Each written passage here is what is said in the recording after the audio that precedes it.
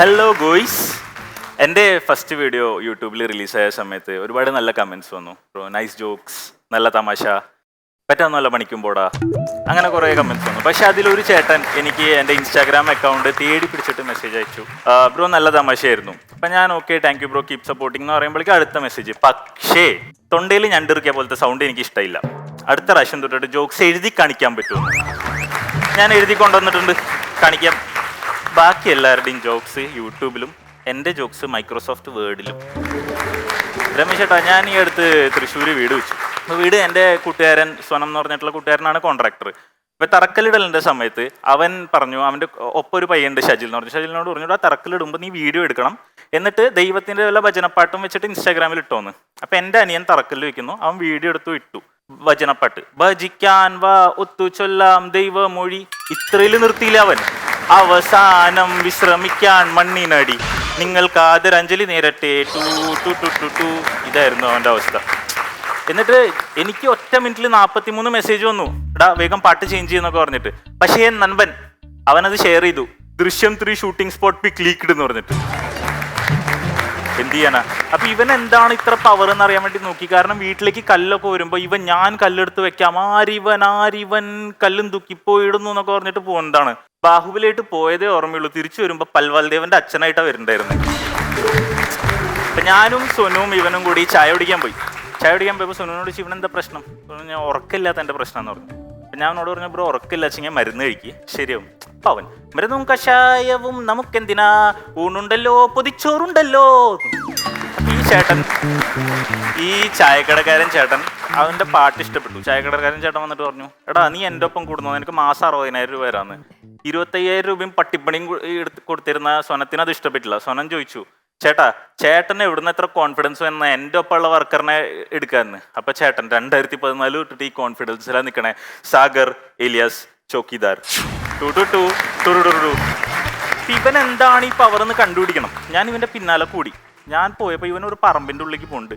ഇവനും കുറേ കൂട്ടുകാരും കൂടി ഇരിക്കുന്നുണ്ട്. അവരെന്തൊക്കെയോ ഇങ്ങനെ ചുരുട്ടി വലിക്കുന്നുണ്ട്. ഒറ്റ മിനിറ്റ്. പുകയിലയും പുകയില ഉൽപ്പന്നങ്ങളും ആരോഗ്യത്തിന് ഹാനികരം. ഇനി എന്ത് പറഞ്ഞു? ഓക്കെ, അപ്പൊ ഇവരൊക്കെ ചുരുട്ടി എന്തോ വലിക്കുന്നുണ്ട്, ഭയങ്കര വലിയാണ്. അപ്പൊ അതിൽ നടുക്കിൽ നമുക്ക് ബിസിനസ് തുടങ്ങണം, ഇങ്ങനെ നിന്നാൽ ശരിയാവില്ല, pitch your self.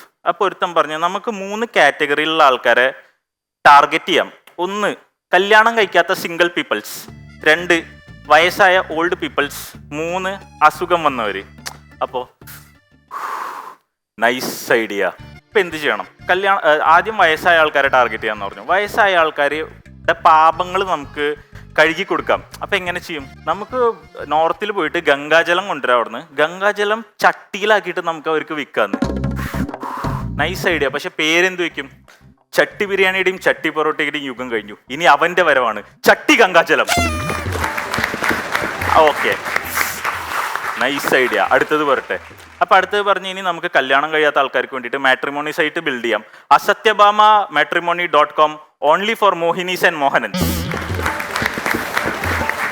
Nice idea. അടുത്തത് പോരട്ടെ.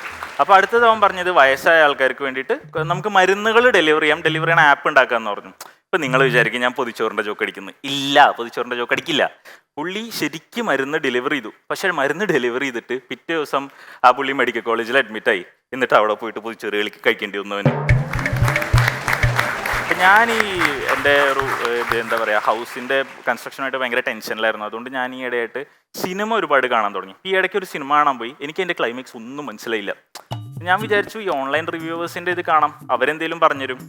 കണ്ടേ പൊരുത്തം പറയാം, ക്ലൈമാക്സ് നിങ്ങൾ ഊഹിച്ചെടുക്കണം, അത് ഡയറക്ടേഴ്സ് ബ്രില്യൻസ് ആണെന്ന്. പക്ഷെ ഇതിലെവിടെയാണ് ഡയറക്ടർ ബ്രില്യൻസ്? ഞാൻ ഊഹിച്ചെടുക്കണമെങ്കിൽ അത് എൻ്റെ ബ്രില്യൻസ് അല്ലേ? എനിക്കൊരു കാര്യം മനസ്സിലായി, അവനൊന്നും മനസ്സിലായിട്ടില്ല എന്നുള്ളത്. 2 ദിവസം ഉഴപ്പൊഴിച്ച് അവസാനം എനിക്ക് ഡയറക്ടർ ബ്രില്യൻസ് മനസ്സിലായി. സ്വന്തമായിട്ട് കാശ് മുടക്കാണ്ട് വേറെ പ്രൊഡ്യൂസറിനെ കൊണ്ട് പടം എടുപ്പിച്ചല്ലോ, അതായിരുന്നു അയാളുടെ ഡയറക്ടർ ബ്രില്യൻസ്. അപ്പൊ ഞാൻ അധികം ബ്രില്യൻസ് ഒന്നും ആവശ്യമില്ലാത്ത പടം കാണാമെന്ന് വിചാരിച്ചു. അച്ഛൻ്റെയും മകൻ്റെയും കഥ പറയുന്ന ഒരു മെഗാ സീരിയൽ കണ്ട്, ആനിമൽ സിനിമ ആരെങ്കിലും കണ്ടിട്ടുണ്ടോ? അവിടെ കണ്ടിട്ടോ? ആനിമൽ സിനിമ കാണാത്തവർക്ക് വേണ്ടിയിട്ട് സ്റ്റോറി കറക്റ്റായിട്ട് പറഞ്ഞുതരാം. പൊളിറ്റിക്കൽ ഇൻഫ്ലുവൻസും കാശുള്ള അച്ഛൻ, മോനെ നോക്കാൻ സമയമില്ല, മോൻ ക്രിമിനലായി മാറുന്നു. അപ്പോൾ the moral of the story is, political ഇൻഫ്ലുവൻസും കാശുള്ള ഒരാൾ ആണ് നിങ്ങളെങ്കിൽ നിങ്ങൾക്ക് മക്കളെ നോക്കാൻ സമയമില്ലെങ്കിൽ അവർക്ക് ബാംഗ്ലൂർ ഒരു IT കമ്പനി ഇട്ട് കൊടുക്കൂ. എന്നിട്ട് മാസം 1.25 കോടി ഇട്ട് കൊടുത്താൽ മതി. കാശ് എണ്ണി തീർത്താലും പുള്ളി ക്രിമിനൽ ആവില്ല. പക്ഷേ ഇങ്ങനത്തെ പിള്ളേരൊക്കെ ഭയങ്കര മണ്ടന്മാരായിരിക്കും. അപ്പോൾ അവർക്ക് നിങ്ങൾ ക്യാഷ് കൊടുക്കുമ്പോൾ നല്ല വൃത്തിയുള്ള നോട്ട്സ് കൊടുക്കണം. അല്ലെങ്കിൽ അവർ അത് വൃത്തിയാക്കാൻ വേണ്ടി കൊണ്ടുപോയി വാഷിംഗ് മെഷീനിൽ ഇടും. അവസാനം ED വന്നിട്ട് മണി ലോണ്ടറിങ്ങിന് അറസ്റ്റ് ചെയ്യേണ്ടി വരും അവരെ. ഞാൻ പറയുകയാണെങ്കിൽ ഇപ്പോൾ പടങ്ങളൊക്കെ ഇല്ലേ, പൊട്ടിയ പടങ്ങളാണെങ്കിൽ ഒരു 20 കൊല്ലം കഴിഞ്ഞിട്ട് മ്യൂസിയത്തിൽ പ്രദർശിപ്പിക്കണം. കാരണം ഇന്നലെ ഞാൻ ന്യൂസ് കണ്ടിട്ടുണ്ടായിരുന്നു, ഒരുപാട് കാശ് മുടക്കി പൊട്ടിയ ഐറ്റംസ് ഒക്കെ 20 കൊല്ലം കഴിഞ്ഞിട്ട് മ്യൂസിയത്തിൽ ഇട്ടാൽ നല്ല റവന്യൂ ജനറേഷൻ ആയിരിക്കും. ഞാൻ ക്യാപ്റ്റൻ സിനിമ കണ്ടിട്ടുണ്ടോ നിങ്ങൾ? ജയസൂര്യയുടെ ക്യാപ്റ്റൻ പടം റിലീസായ സമയത്ത് എൻ്റെ കുറച്ച് കൂട്ടുകാർ അതിൻ്റെ ഫ്ലെക്സൊക്കെ ഒട്ടിക്കാൻ പോയിട്ടുണ്ടായിരുന്നു. അപ്പോൾ ഇവന്മാരൊക്കെ ഇന്നലെ പ്രൊഡ്യൂസറിൻ്റെ വീടിൻ്റെ മുമ്പിൽ പോയി സമരം ചെയ്യുന്നു. ഞങ്ങൾക്ക് പൈസ തന്നിട്ടില്ലല്ലോ, പൈസ റിലീസ് ചെയ്തിട്ടില്ലോ. പുള്ളി പറഞ്ഞു പൈസ തന്നിട്ടുണ്ടായിരുന്നല്ലോ, എന്ത് പറ്റി? ഞങ്ങൾ ഇന്നലെ വാർത്തയിൽ കണ്ടല്ലോ ക്യാപ്റ്റൻ്റെ ഫ്ലെക്സ് ഒട്ടിച്ച് കഴിഞ്ഞാൽ 9.25 കോടി കിട്ടുമെന്ന് പറഞ്ഞിട്ട്. അപ്പോൾ അവർ പറഞ്ഞു അത് ഈ ക്യാപ്റ്റനല്ല, അതാ വെള്ളിയിട്ട ക്യാപ്റ്റനാണ്, നമ്മളങ്ങനെയൊന്നും കൊടുക്കില്ലെന്ന്. രോഹിത് ശർമ്മ ടെസ്റ്റ് കളിക്കണ ഫ്ലെക്സ് ഒട്ടിക്കാൻ പോയിട്ടുണ്ട് ഇപ്പോൾ അവൻ.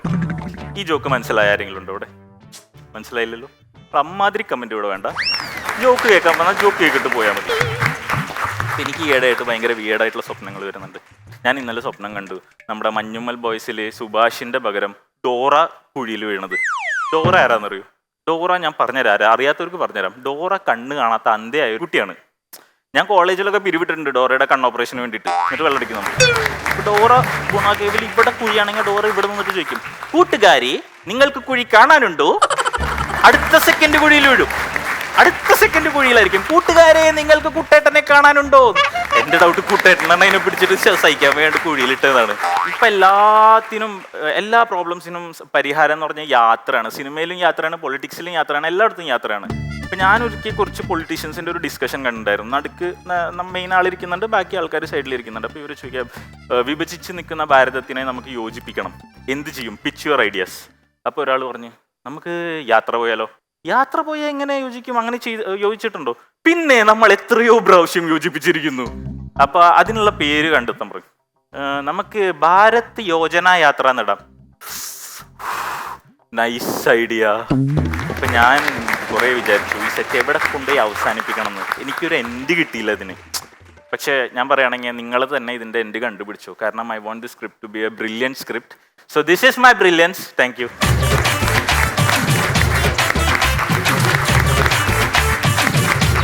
Once upon a time.